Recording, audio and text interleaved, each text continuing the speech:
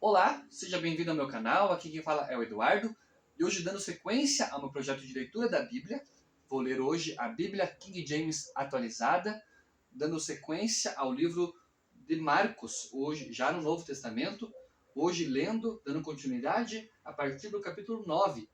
Aqui no versículo 1 tem como título A Transfiguração de Jesus. E o versículo 1 diz: Então lhes falou Jesus: Com toda a certeza vos asseguro que alguns dos que aqui estão, de modo algum passarão pela morte, até que vejam o reino de Deus chegando com poder. Passados 6 dias, tomou Jesus consigo a Pedro, Tiago e João e os conduziu a um lugar retirado, no alto de um monte, onde puderam ficar a sós. E ali ele foi transfigurado diante deles. Suas vestes tornaram-se alvas, de um branco reluzente, como nenhum lavandeiro em toda a terra seria capaz de alvejá-las. Então apareceu à sua frente Elias com Moisés, e estavam conversando com Jesus. E Pedro, tomando a palavra, sugeriu: Rabi, é muito bom estarmos aqui. Vamos erguer 3 tabernáculos. Um será teu, um para Moisés e um para Elias. Pedro não sabia o que falar, pois eles haviam ficado aterrorizados. Em seguida surgiu uma nuvem que os envolveu, e dela soou uma voz que declarou: Este é o meu filho amado, a ele dai ouvidos. E, de repente, quando olharam ao redor, a ninguém mais viram, a não ser Jesus. Durante a caminhada, descendo o monte, Jesus lhes ordenou que a ninguém revelassem o que haviam presenciado, até que o Filho do Homem tivesse ressuscitado dos mortos. Eles mantiveram esse assunto exclusivamente entre si, mas comentavam sobre qual o significado da expressão ressuscitado dos mortos. Então, questionaram-lhe: por que os mestres da lei afirmam que é preciso que Elias venha primeiro? E Jesus lhes esclareceu: realmente, Elias, vindo primeiro, restaura todas as coisas. Agora, por que está escrito também que é necessário que o Filho do Homem sofra penosamente e seja rejeitado com desprezo?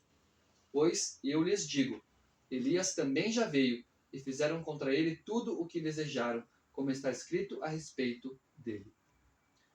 Jesus cura um menino possesso, versículo 14. Assim que chegaram onde estavam os demais discípulos, observaram um grande aglomerado de pessoas ao redor deles e os mestres da lei discutindo com eles. Logo que a multidão percebeu Jesus, tomada de surpresa, correu para ele e o saudava.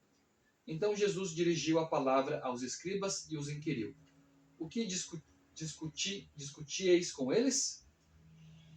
Contudo, um homem no meio da multidão replicou: Mestre, trouxe-te o meu filho, que está tomado por um demônio que o impede de falar.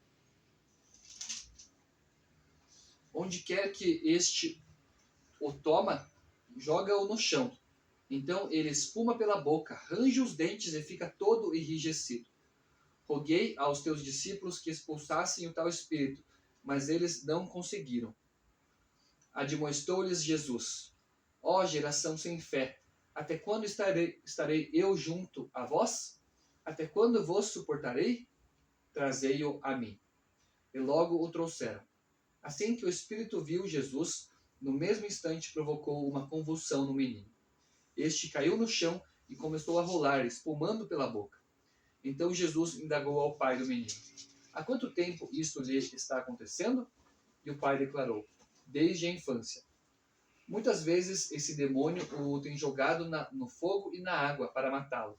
Todavia, se tu podes fazer algo, tem compaixão de nós e, de alguma maneira, ajuda-nos. Se podes, contestou-lhe Jesus, tudo é possível para aquele que crê.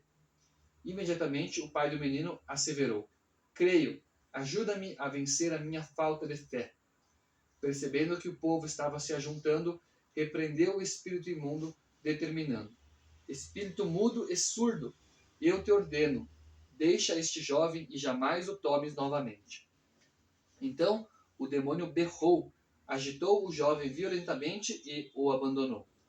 O menino ficou desfalecido, a ponto de todos afirmarem: Ele morreu. Entretanto, Jesus, pegando a mão do menino, o levantou e ele ficou em pé. Mais tarde, quando Jesus estava em casa, seus discípulos o consultaram em particular. Por que razão não fomos capazes de expulsá-lo? E Jesus lhes advertiu: essa espécie de demônios só é expelida com oração e jejum. O segundo anúncio da paixão. Eles partiram daquele lugar e atravessaram a Galiléia.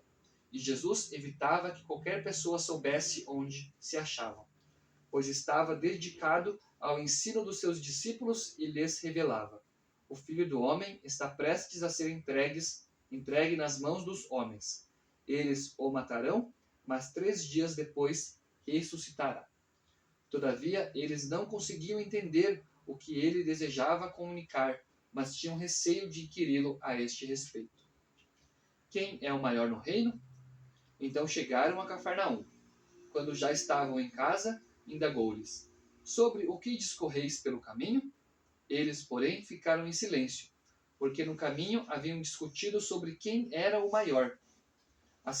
Assentando-se, Jesus reuniu os 12 e lhes orientou: se alguém deseja ser o primeiro, será o último e servo de todos.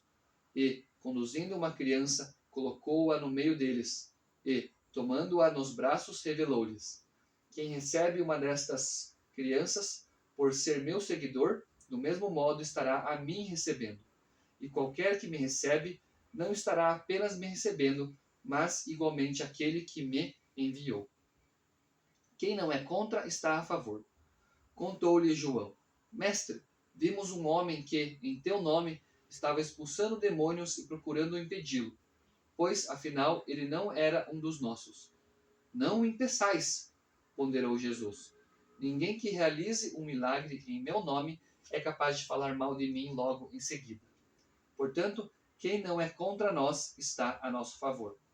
Com toda a certeza vos asseguro, qualquer pessoa que vos der de beber um copo de água, pelo fato de pertencerdes a Cristo, de maneira alguma perderá a sua recompensa.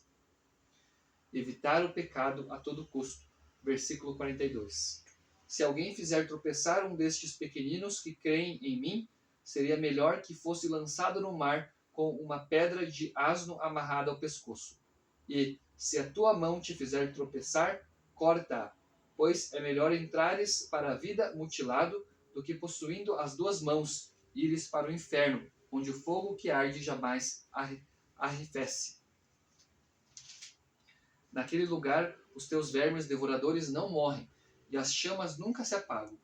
E, se o teu pé te fizer tropeçar, corta-o, pois é melhor entrares para a vida aleijado do que, tendo os 2 pés, seres lançado no inferno, onde o teu verme não morre, e o fogo é inextinguível.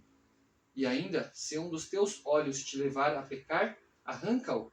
É melhor entrares no reino de Deus com apenas um dos teus olhos do que, possuindo os 2 olhos, seres atirado no inferno. Naquele lugar, os teus vermes devoradores não morrem, e as chamas nunca se apagam. Os cristãos são o sal da terra, versículo 49. Pois todos serão salgados com fogo. O sal é bom, mas, se o sal perder o seu gosto, como restaurar as suas propriedades? Tende o bom sal em vós mesmos, e vivei em paz uns com os outros. Essa daqui, então, foi a leitura de Marcos, capítulo 9, dando sequência ao meu projeto de leitura da Bíblia diária, hoje lendo a Bíblia King James atualizada. Agradeço por você estar me acompanhando, fique com Deus e até o meu próximo vídeo.